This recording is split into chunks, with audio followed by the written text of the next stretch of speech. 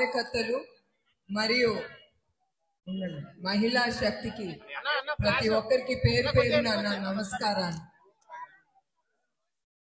గుడివాడ ప్రజల్ని మా కుటుంబం ఎప్పుడు మర్చిపోదు. ఎందుకంటే నందమూరి తారక రామారావు గారు మీరందరూ కలిసి ఆయన గెలిపించి ఈ నియోజకవర్గ గుడివాడ నుంచి ఆయన అసెంబ్లీకి పంపించింది, ఆయన సీఎంగా చేసింది ఈ గుడివాడ. నేను ఎప్పుడు మర్చిపోను, మా కుటుంబం కూడా ఎప్పుడు మర్చిపోతూ మిమ్మల్ని. అట్లానే చంద్రబాబు నాయుడు గారు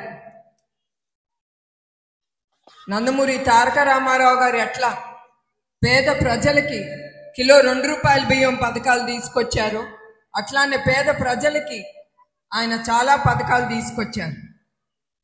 ఆ బాటలోనే మన నాయకుడు చంద్రబాబు గారు పేద ప్రజలకి చాలా చేశారు. దాంట్లో ఒకటి ముఖ్యమైనది అన్నా క్యాంటీన్.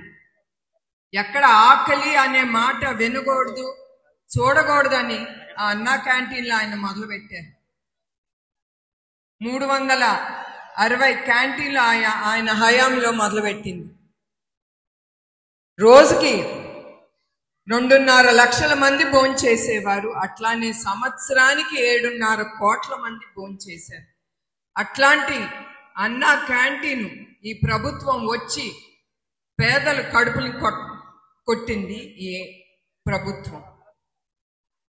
చంద్రబాబు నాయుడు గారు ప్రతి వర్గానికి ఆలోచించి సంక్షేమ కార్యక్రమాలు చాలా ముందుకు తీసుకెళ్లారు. ఆయన కోసం కాదు, ఆయన కుటుంబం కోసం కూడా కాదు ఆయన ఆలోచించింది ప్రజల కోసం. వాళ్ళు అభివృద్ధి చెందాలని, వాళ్ళ బిడ్డలు కూడా ఉద్యోగాలు కలవాలని ఆయన రాత్రింబగళ్ళు కష్టపడ్డారు. ఈ ప్రభుత్వం వచ్చిన తర్వాత అన్నీ నిలిపివేశారు.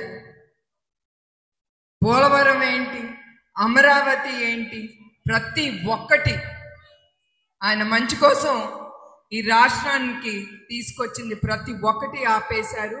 అట్లానే కియా మోటార్స్ అనంతపూర్లో తీసుకొచ్చారు. అది ఉండుంటే చాలా మందికి ఉద్యోగాలు కలిగేది. వీళ్ళ హింసలు పడలేక వాళ్ళు గుజరాత్కి వెళ్ళి అక్కడ పెట్టుబడులు పెట్టి అక్కడ యువకులకి ఉద్యోగాలు ఇచ్చారు వాళ్ళు.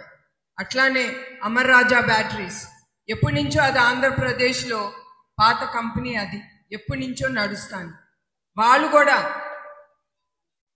వీళ్ళు హింసలు భరించలేక వాళ్ళు తెలంగాణకి వెళ్ళి అక్కడ పెట్టుబడులు పెట్టి అక్కడ నిరుద్యోగులకి ఉద్యోగాలు కల్పిస్తున్నారు. పడలేక వాళ్ళు గుజరాత్కి వెళ్ళి అక్కడ పెట్టుబడులు పెట్టి అక్కడ యువకులకి ఉద్యోగాలు ఇచ్చారు వాళ్ళు. అట్లానే అమర్ రాజా బ్యాటరీస్ ఎప్పటి నుంచో అది ఆంధ్రప్రదేశ్లో పాత కంపెనీ, అది ఎప్పటి నుంచో నడుస్తాను. వాళ్ళు కూడా వీళ్ళు హింసలు భరించలేక వాళ్ళు తెలంగాణకి వెళ్ళి అక్కడ పెట్టుబడులు పెట్టి అక్కడ నిరుద్యోగులకి ఉద్యోగాలు కల్పిస్తున్నారు. ఇయే కాదు, అట్లాంటి చాలా పరిశ్రమలు ఆంధ్రప్రదేశ్ నుంచి వెళ్ళిపోయి ఇతర రాష్ట్రాలకి వెళ్ళిపోతున్నాయి. పక్క రాష్ట్రాలు మన ఆంధ్రప్రదేశ్ లాగా ఆలోచించారు. ఎవరైనా పెట్టుబడులు పెడుతున్నారంటే వాళ్ళకి నమస్కారాలు పెట్టి తీసుకెళ్ళి వాళ్ళకి అన్నీ ఇచ్చి, సదుపాయాలు అన్నీ ఇచ్చి ప్రతి ఒక్కరికి యువకులకి ఉద్యోగాలు కలగాలని వాళ్ళు ఇట్లా ప్రతి ఇండస్ట్రీని ముందుకు తీసుకెళ్తున్నారు. ఇప్పుడు ఆంధ్రప్రదేశ్కి పెట్టుబడులు ఒక్కటి రాలేదు ఈ ప్రభుత్వం వచ్చిన తర్వాత. ఉండే కూడా మూత వేసుకుని వాళ్ళు వెళ్ళిపోతున్నారు. లోకేష్ కూడా ఐటీ మినిస్టర్గా ఉన్నప్పుడు ఆయన ఐటీ కంపెనీ చాలా తీసుకొచ్చారు. ఎందుకంటే ఐటీ ఉద్యోగులకి వాళ్ళకి ఫ్యూచర్ ఉంటుందని, వాళ్ళ కుటుంబానికి కూడా. మీరే చూశారు చంద్రబాబు నాయుడు గారు హైదరాబాద్లో ఎట్లా ఐటీ రంగాన్ని విజన్ 2020తో ముందుకు తీసుకెళ్లారు. ఒకప్పుడు అందరు నవ్వారు ఆయన, విజన్ 2020 గురించి. తర్వాత ఆ రాళ్ళలో ఏంటో పెద్ద బిల్డింగ్ కడుతున్నారని ఎక్కిలిగా నవ్వారు. కానీ ఇప్పుడు ఆ హైటెక్ సిటీనే లక్షలాది మందికి ఉద్యోగాలు కల్పిస్తాను.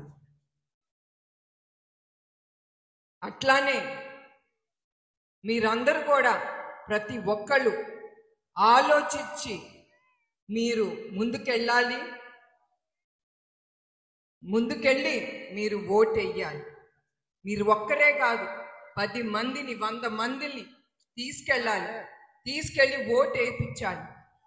చాలా మంది నన్ను అడుగుతారు, ఏం చేయాలి, మన ఆంధ్రప్రదేశ్కి ఏం చేయాలని ఇంట్లో కూర్చుని.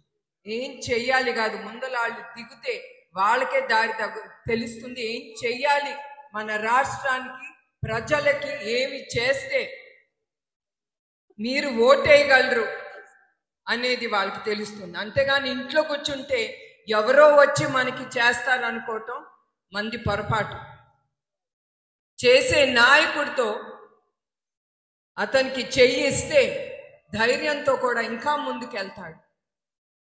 అందుకే మీరందరూ చెయ్యి కలిపి మీరు చంద్రబాబు నాయుడు గారితో పాటు ముందుకెళ్ళాలి. మన తెలుగుదేశాన్ని గెలిపించుకోవాలి, మన ఆంధ్ర రాష్ట్రాన్ని ముందుకు తీసుకెళ్ళాలి. అదే నేను కోరుతున్నాను మీ ప్రతి ఒక్కరి నుంచి.